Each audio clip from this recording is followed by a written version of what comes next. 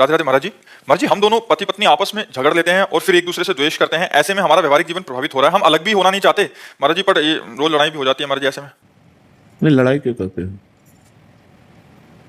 अनुकूलता और प्रतिकूलता ये दो ही संसारिकता हैं। अनुकूलता में हर्षित होते हैं और प्रतिकूलता में शोकित हो जाते हैं। अनुकूलता में राग होता है, प्रतिकूलता में द्वेष होता है। अनुकूलता में सुख होता है, प्रतिकूलता में दुख होता है। इसी को अध्यात्म के द्वारा समान बनाया गया है। अनुकूल प्रतिकूल में समान, सुख दुखे समय कृत्वा लाभा लाभो जयो। जब वो नाराज होकर कोई ऐसी बात कहे, तुम शांत होकर सुन लीजिए, उत्तर मत दीजिए, लड़ाई मत कीजिए। अलग होना क्या जीवन का निर्णय है? क्या जीवन इसी में आनंदित होगा? क्या तुम ब्रह्मचर्य आजीवन रह सकते हो? क्या वो आजीवन ब्रह्मचर्य रह सकती है? तो क्या व्यभिचार के द्वारा पाप करके नरक जाने का रास्ता पुष्ट नहीं करते? अगर तुम दोनों पति पत्नी मिलकर प्यार से जीवन व्यतीत करते हुए, भगवान का स्मरण करते हुए, तो सदगति हो जाएगी। लड़ाई मत लड़ो, उसको प्यार करो। एक कुत्ते को प्यार करे तो पूंछ डुलाने लगता है, हम मनुष्य को प्यार करें तो क्यों नहीं अधीन कर सकते? प्यार में पशु को अधीन किया जा सकता है। तो हमें लगता है कि हम अपनी पत्नी को प्यार करें, पत्नी को चाहिए अपने पति से प्यार करें। ये इधर उधर जो गंदी बातें हैं ये सब छोड़ दे। दंड भोगना जब पड़ता है तब फिर होश उड़ जाते हैं। अभी तो यहाँ कहाँ नरक है, कहाँ स्वर्ग है, ऐसे बोलते हैं, कहाँ नरक स्वर्ग है, यहीं देख लो नरक स्वर्ग है। देखो, सारा खेल कर्मों का है। तो हम लोग बहुत होश में चलें।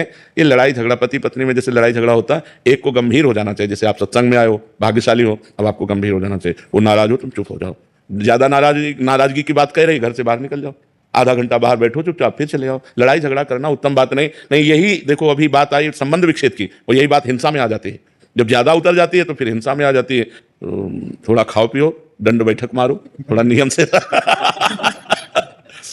कभी कभी अपने ढांचे की तरफ देख लिया करो तो गुस्सा कम हो जाएगी। शरीर में पुष्टता, और खाओ पियो, ठीक से रहो, भजन करो। और बच्चा, तुम भी लड़ा मत करो। क्या अपने पति को भगवान मानकर आराधना नहीं कर सकती? तो अब रोज पति से लड़ोगी तो ये कोई आराधना रही क्या? कभी कोई बात है तो बैठ करके मानते हैं। गृहस्थी में ऐसी बातें होती हैं जिनमें एक दूसरे की मन मुटाव प्रतिकूलता बनती है, लेकिन वो ज्यादा नहीं, 10-5 मिनट।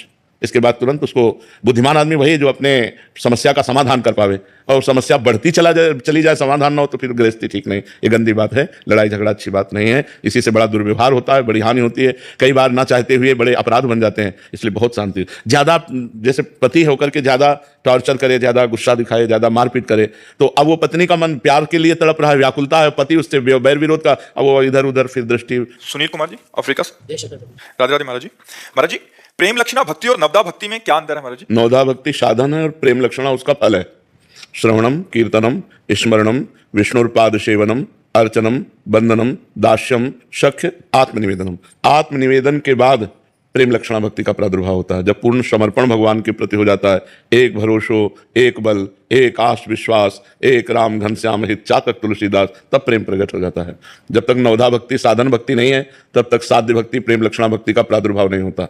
श्रवण कथन सुमिरन सेवन चित लावही अर्चन बंदन अरुदासन तन सख्य और आत्मा समर्पण, ये नवलक्षण भक्ति बढ़ाई, तब तिन प्रेम लक्षणा पाई। पाई रस भक्ति गूढ़ जुग जुग जग दुर्लभ भव इंद्रादि विधिम आगम अरु निगम पुराण अगोचर सहज माधुरी रूप निधिम अनुभय आनंद कंद निज संपत्ति गुप्त सुरीति प्रगट करणम जय जग उद्योत व्यास कुल दीपक श्री हरिवंश चरण शरणम। ये महाप्रेम लक्षणा भक्ति नवधा भक्ति के प्रभाव से प्राप्त होती है। जब खूब भगवान का नाम कीर्तन करते हैं, नाम जप करते हैं, श्रवण करते हैं, अर्चन बंदन दास से सख्य आत्मनिवेदन सब उन्हीं से, तब प्रेम हो जाता है।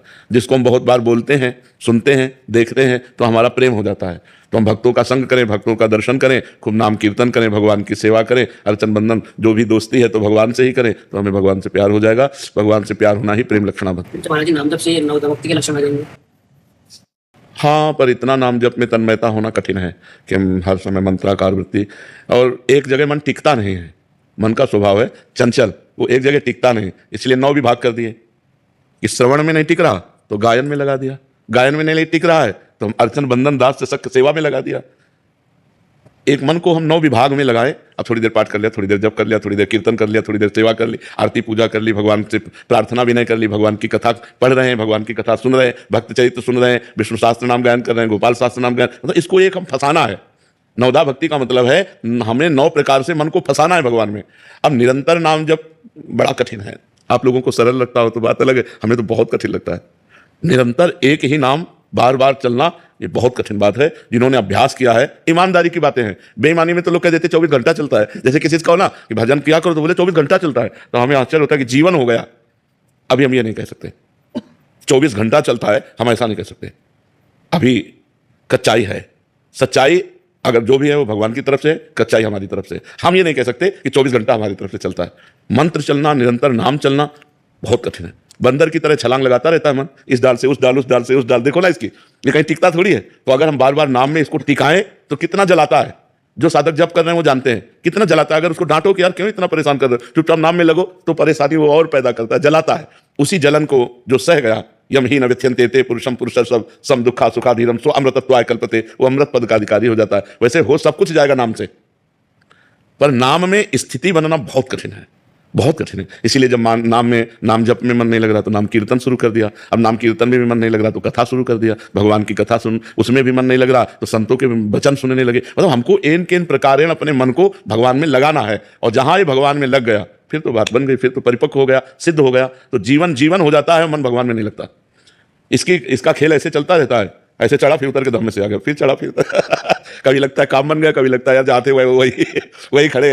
ये यात्रा कभी ऐसी अनुभव में नहीं आती कि पूर्ण हो गई।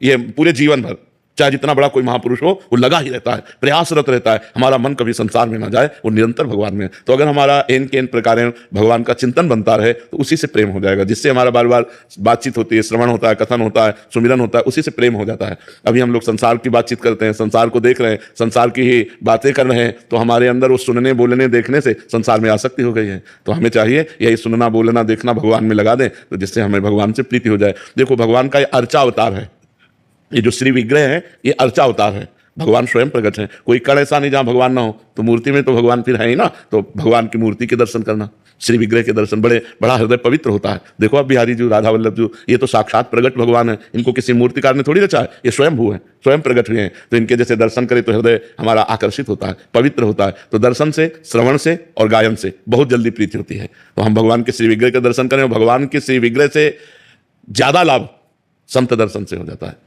और भगवान ने भी कहा, सातों सम्मोह जग देखा और मोते अधिक संत कर लेखा। अगर हमें संतों का दर्शन हो, संतों से भगवान की चर्चा सुनने को मिले, सिद्धांत सुनने को मिले, तो हमारा बड़ा जल्दी परिवर्तन हो जाता है। क्योंकि विग्रह रूप में भगवान बोलते तो है नहीं, कुछ इशारा भी नहीं करते, और संत रूप में बोलते भी हैं, इशारे भी करते हैं, डांट भी लगाते हैं। तो हमें प्यार और दुलार के द्वारा संत और गुरुदेव की कृपा से भगवान के मार्ग का रास्ता जो चलना होता है वो पुष्ट हो जाता है। नहीं तो बड़ा कठिन भगवान का मार्ग है, क्योंकि अव्यक्त है। भाई व्यक्त मार्ग, जीटी रोड बना, ये रोड बना, ये रोड बना, भगवान का मार्ग अव्यक्त है। और उस अव्यक्त मार्ग में चलना, मन को लगाना, जैसे हम आपको देख रहे हैं, अब आपसे प्यार करना सहज है क्योंकि आपको देख रहे हैं, लेकिन भगवान को तो देख भी नहीं रहे ना।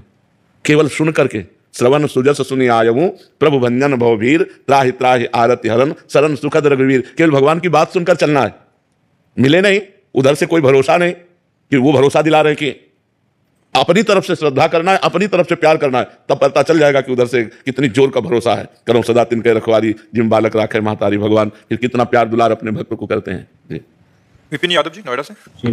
राधे राधे महाराज जी। महाराज जी, एक साधारण नाम जपक, ईश्वर को मानने वाला, जिंदगी में नाम जप करता रहा, परंतु मृत्यु के समय राम राम कह नहीं पाया, तो उसकी गति, और दूसरा अधर्मी व्यक्ति मृत्यु के वक्त राम राम कह गया, तो उसकी गति क्या होगी? ऐसा नहीं है, सिद्धांत नहीं कि कोई कल्पना नहीं है। अधर्मी व्यक्ति कह ही नहीं सकता।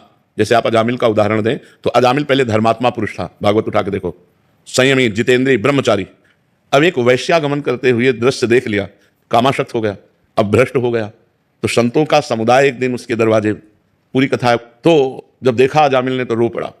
तो उन्होंने कहा मेरा उद्धार कैसे होगा? अजामिल ने तो कहा तुम्हारे जो पुत्र हो उसका नाम नारायण रख देना। समझो संत का संकल्प क्या लग रहा है, मेरा उद्धार कैसे होगा? तो बोले अब जो तुम्हारा पुत्र हो उसका नाम नारायण रख देना, तुम्हारा कल्याण हो जाएगा। संतों के संकल्प के अनुसार अंतिम समय उसको अपने पुत्र की स्मृति से नारायण नाम निकला और उसका कल्याण। अधर्मी आदमी अंत में भगवान का स्मरण नहीं करता। अधर्मी आदमी जो पापाचरण जीवन भर किए, अंतिम समय वही नाचता है उसके। और जो भजनानंदी अंतिम समय मूर्छित हो गया, बेहोश हो गया, अचानक दुर्घटना हो गई, शरीर छूट गया, तो उसकी परम गति होगी।